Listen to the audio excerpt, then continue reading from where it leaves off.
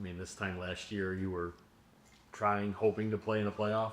Yes. I know 2 years ago you started the playoff, but then again had to deal. So just your mind state, mental space of being ready to go and like being able to play a postseason here. I'm excited. Um, I'm grateful to be, healthy. Don't take it for granted, but I'm excited just to play in a playoff game. As you said, like last year I didn't have the opportunity to play. I think I got hurt 3 games before the playoffs. The previous year, I played the game and a half, whatever. I'm just excited. I'm just excited to be out there, compete, run up and down, help my team, win games, compete. You know, and I just want to. I'm happy and grateful for the people that I have around and the people that have helped me and allowed me to be in the place that I am today, which is being healthy and ready to compete. Because the plan that they set up for me, I think we executed it really well throughout the season, and I'm very happy and excited to be able to participate in this year playoff. Doc had said in Detroit that was the plan to ramp you up where you can play 40 minutes if need be. He said prefer not, but are you ready for that? To be able to Here where I am, whatever is thrown to me, I'll adapt. I will try to navigate it the best way as I can. If it's 30 minutes, great. If it's 40 minutes, if it's 45 minutes, it doesn't really matter. I'm just happy that I'm out there and ready to compete.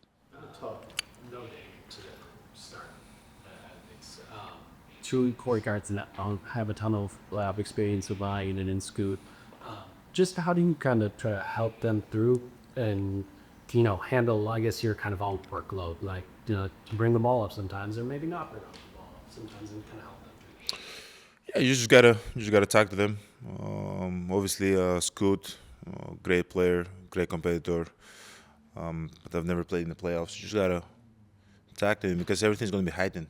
Like if they're gonna come to the game, and all the emotions that you might feel is gonna be heightened. They're gonna try to off the gate be aggressive and give everything they have. And sometimes, that might lead to good possession. That might lead to bad possession. But you just gotta talk to them. It's a long series. First play matters for sure, but at the end of the day, it matters who wins the series. So I think we have a great group of guys. From me, Bobby Brook, Pat, Kuz, TP, and a lot of other guys on the team that we can just whenever we see something, just talk to them, just be there with them. Same for Ryan. But you know that both guys want to do the right thing. They want to play hard. They want to do the right thing. They want to compete. They want to win games. You were talked after the playoffs last year about how important it was going to be for you to try to stay healthy for this time of year and how you might have to make some adjustments in order to do so. What kind of changes did you make and how much do you attribute to that? And how much is it just good fortune that... No, I made a lot of adjustment that I'll keep private, but it's definitely luck plays a role too. You can be unlucky. Like going down 3 games, or I don't remember 3 games, 6 games before playoffs last year. That's been unlucky. But yeah, I think we made a lot of adjustments. Me and my team, and I'm here today, so I'm happy. Your passing this year has been as good as it's ever been. Do you try to get to know your teammates about what they want or what they're cutting? Or I know you study film a lot too. So are you trying to beat what you see on film, or how have you managed some of these high assist games? No, just playing with my teammates. I've played with them 70 games this year. I just kind of know where they want the ball, the position that I believe that they're threats. And at the end of the day, you just gotta be involved. The more you involve them, the more I can be a threat. And I feel like as my career has moved on, I've become a better distributor, a better facilitator. So I'm happy about that. But they've been playing great, man. They make shots, they space the floor for me. They make it easier for me too. So when they play in high level and there are threats out there and they're going downhill and, as I said, make shots, the game becomes easier for me too. But you're kind of a workaholic too. You work on everything, shots, your body, and things. Is that one of the only things you can do where you have to be with teammates in a scrimmage, or can you do things individually? No, you talk a lot. You can do things individually. Like obviously, you got to be a good passer to deliver the ball, but you gotta watch film, have conversation. Like I have conversation with TP. You know, on a two-man game, I like this. Do you like that? We should try this. AJ, do you like that? GT, do this. When they do that, like when there's a problem, you gotta have a solution. And I think throughout the year, I've been trying to figure out solutions to the problem with my teammates. And you know, when you come together, you can find that solution faster. And that's what we've done this year. As I said, they've been playing great. To have an assist, you need your teammate to knock down the shots, and they've been knocking down shots. They're one of the best shooting team in the NBA, which I'm happy to be a part of this team. You know, because it allows me to have more space to operate. Doc said one of the keys for you guys defensively will be keeping the ball out of the paint, keeping them away from dribble penetration. You guys have played basically about 20 times. I put it in the last 2 years, especially when it comes to Halliburton. What do you see? Man, he's an incredible player. Understands the game. Plays it with great pace. Knows how to get downhill. Knows how to get to his spot. But you know, he's the head of the snake. But it's not just. I don't think it starts with the paint. I think it starts with transition. You know, we got to do a better job just communicating, getting back.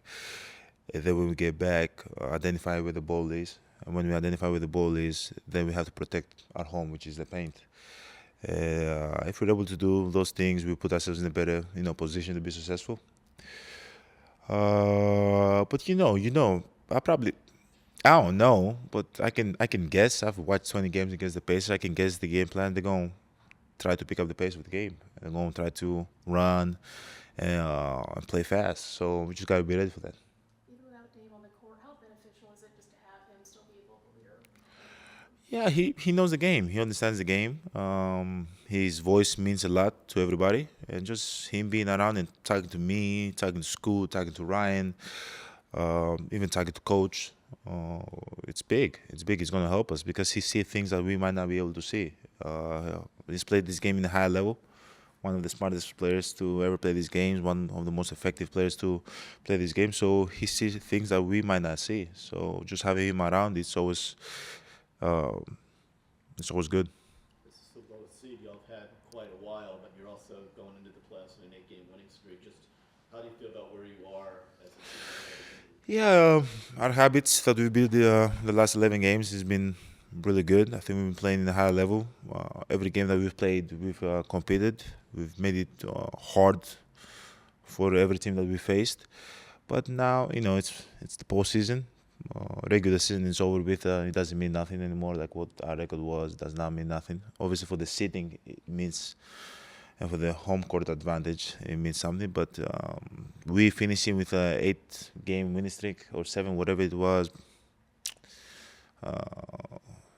We can care less. Now it's the postseason. We just got to be locked in. Work for the next few days. We got Wednesday, Thursday, Friday to get ready, and hopefully when we get to Indiana, we're locked in a good place and we can win game 1. Off that though, was it important to finally stack wins on the road?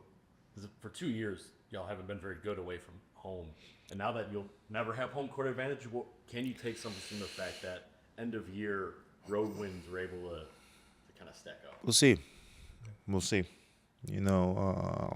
We kept saying all year long, in order for you to win in the playoffs, you got to win on the road.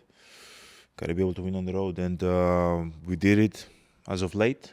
I don't think we did it as well earlier in the season. So if he, plays a factor in this postseason, we'll see. We don't know yet. How do you guys avoid turnovers? I'm going to give you the TP, you dribble the ball and you make sure that the defender doesn't take it from you.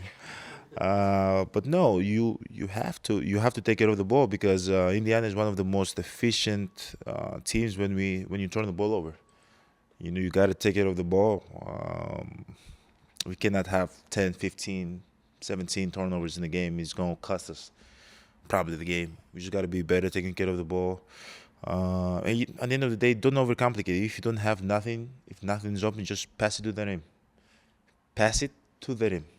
Don't overcomplicate it. Give ourselves a chance at least to get a rebound or to get back. Does Bobby seem different at all to you coming back? And I ask just because this could be a tense, emotional series again, and that's how he plays. Yeah, he's been way more vocal lately, and obviously I understand that. Like when you don't play for 25 games, you miss the game, and when you come back, you don't take it for granted. You want to be around your teammate. You want to win.